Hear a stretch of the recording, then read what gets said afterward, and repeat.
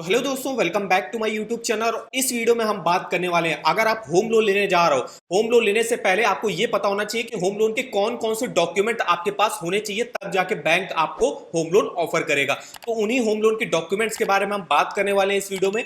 तो जैसे आप देख सकते हो, ज्यादातर बैंकों में जो है होम लोन के डॉक्यूमेंट आपके सेम मांगे जाते हैं। हो सकता है कुछ बैंकों में डॉक्यूमेंट थोड़े से ज्यादा मांगे जाए और जैसे कुछ बैंकों में कम मांगे जाए। जैसे आपको मेनली जो डॉक्यूमेंट लगते हैं वो लगता है केवाईसी के डॉक्यूमेंट लगते हैं, आपके इनकम के डॉक्यूमेंट लगते हैं जो एप्लीकेंट अप्लाई कर रहा है, और जो वो अपना को एप्लीकेंट रखेगा या गारंटर रखेगा उसके भी जो है इनकम के डॉक्यूमेंट, और प्रॉपर्टी रिलेटेड डॉक्यूमेंट जिस टाइप की भी आप प्रॉपर्टी परचेज कर रहे हो, और कुछ अदर डॉक्यूमेंट भी है जो बैंक आपसे मांग सकता है। तो इन्हीं डॉक्यूमेंट्स के बारे में हम बात करेंगे इस वीडियो में।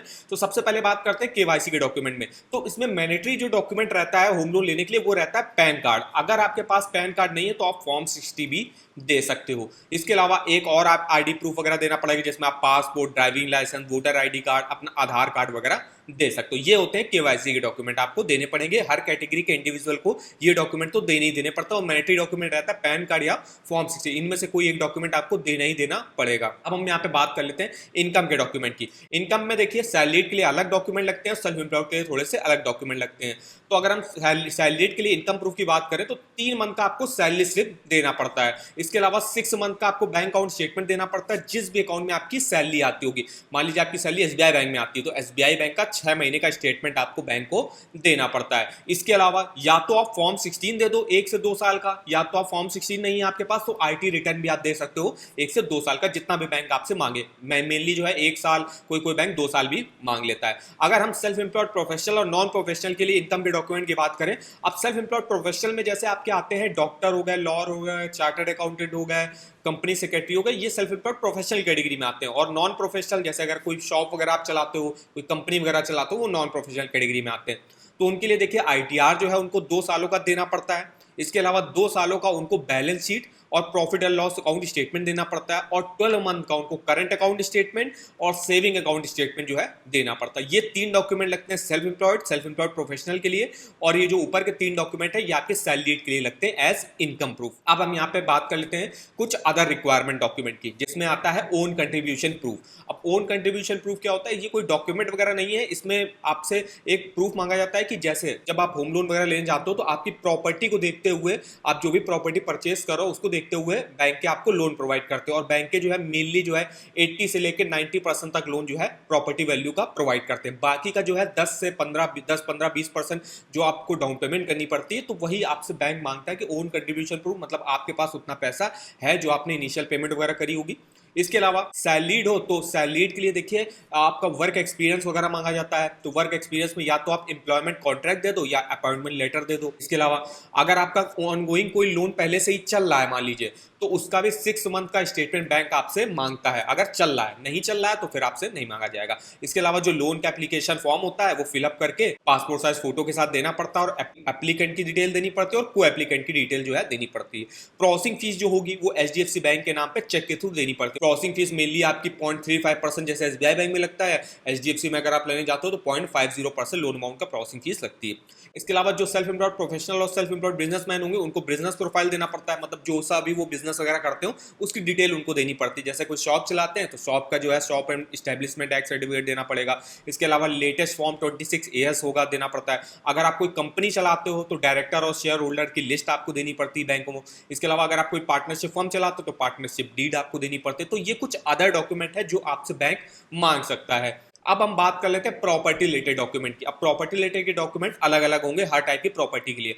जैसे अगर आप कोई न्यू प्रॉपर्टी परचेज कर रहे हो, इसमें या तो आपको कोई प्रॉपर्टी अलॉटमेंट के थ्रू मिला होगा किसी डेवलपमेंट अथॉरिटी द्वारा, तो अलॉटमेंट लेटर या तो आप दे सकते हो या तो बायर एग्रीमेंट दे सकते हो। अगर किसी अदर इंडिविजुअल से कोई नया घर खरीद रहे हो तो बायर एग्रीमेंट देना पड़ेगा। जो भी आपने इनिशियल पेमेंट वगैरह करी होगी, मतलब जो 5-10% आप पेमेंट मान लीजिए आपने करी होगी, तो उसकी भी रिसिप्ट आपको बैंक को देनी पड़ती है। ये न्यू प्रॉपर्टी परचेज करने के लिए ये प्रॉपर्टी के डॉक्यूमेंट लगते हैं। नेक्स्ट है आपका, अगर आपको रीसेल होम परचेज कर रहे हो, मतलब किसी अदर इंडिविजुअल से कोई घर परचेज कर रहे हो, तो उस जो प्रॉपर्टी आप परचेज करो उसका टाइटल डीड और उसके प्रीवियस जो है किन लोगों के पास वो घर था, तो title deed including previous chain of property document ये आपको देना पड़ता है। जो आपने इनिशियल पेमेंट करी होगी सेलर को, कुछ पेमेंट आप करते हो ना पहले, तो पेमेंट करी होगी तो वो रिसिप्ट आपको बैंक को देनी पड़ती है। इसके अलावा यहाँ पे copy of agreement to sale, तो ये भी आपको यहाँ पे देना पड़ता है अगर आप कोई रीसेल होम परचेज करो।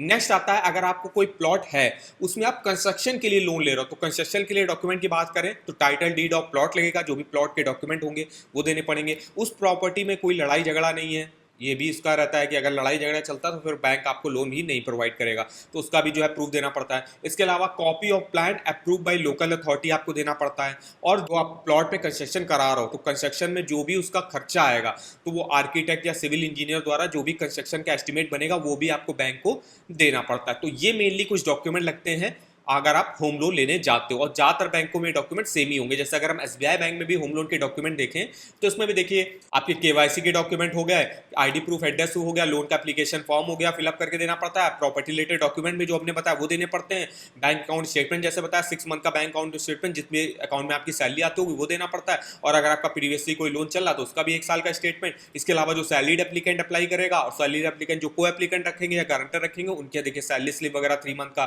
फॉर्म 16 2 सालों का दे सकते हो, आप आईटीआर 2 सालों का दे सकते हो। वही नॉन सैलरी के लिए देखिए business address proof, IT return 3 सालों का, balance sheet, profit and loss account statement, business licence detail, TDS certificate, और अगर आप सेल्फ एम्प्लॉयड प्रोफेशनल कैटेगरी में आते हो तो सर्टिफिकेट ऑफ क्वालिफिकेशन भी आपसे मांगी जाती है। तो ये मेनली देखिए कुछ डॉक्यूमेंट लगते हैं बैंकों से होम लोन लेने के लिए। तो ये हमारी देखिए इन्फॉर्मेशन थी। अगर आप को लोन्स के ऑफर वगैरह जानने हैं किसी भी बैंक के या डायरेक्ट आपको ऑनलाइन अप्लाई करना तो आप इस वेबसाइट पर चेकआउट कर सकते हो। यहाँ पे हर बैंक का आपको होम लोन का, पर्सनल लोन का, कार लोन का, टू व्हीलर लोन का, एजुकेशन लोन, क्रेडिट कार्ड के आपको ऑफर वगैरह के लिंक यहाँ से देखने को मिल जाएंगे। इसके अलावा आप हमको कमेंट करके बता सकते हो, जैसे अभी हमने तो बताया कि एचडीएफसी बैंक से होम लोन लेते हो तो क्या डॉक्यूमेंट लगते हैं और एसबीआई से लेते हो तो क्या डॉक्यूमेंट, लगभग डॉक्यूमेंट जो है सेम लगते हैं। आप किस बैंक से होम लोन लेना चाहते हो तो उस बैंक का जो है नाम लिख के हमको इस वीडियो में कमेंट बॉक्स में कमेंट करके पूछ लीजिएगा, तो हम उसका भी जो है नेक्स्ट वीडियो बना देंगे कि उस बैंक में होम लोन के कौन कौन से डॉक्यूमेंट आपसे मांगे जाते हैं। हालांकि डॉक्यूमेंट वगैरह सेम ही रहते हैं हर बैंकों में, कुछ बैंकें ऐसी हैं जो हो सकता है कुछ ज्यादा डॉक्यूमेंट आपसे मांगे। तो इसके जो है आप इस वेबसाइट पर जो है डिटेल्स वगैरह चेकआउट कर सकते। इस वेबसाइट का जो लिंक होगा मैं आपको वीडियो के डिस्क्रिप्शन बॉक्स में दे दूंगा, एक बार जाके आप जरूर चेकआउट करिएगा। तो वीडियो अगर आपको हमारा इन्फॉर्मेटिव लगा होगा वीडियो को एक लाइक कर दीजिएगा, चैनल पर अगर आप पहली बार आओ चैनल को सब्सक्राइब कर दीजिएगा। तो आज के इस वीडियो में बस इतना ही, तो मिलते हैं नेक्स्ट वीडियो में, तब तक के लिए धन्यवाद।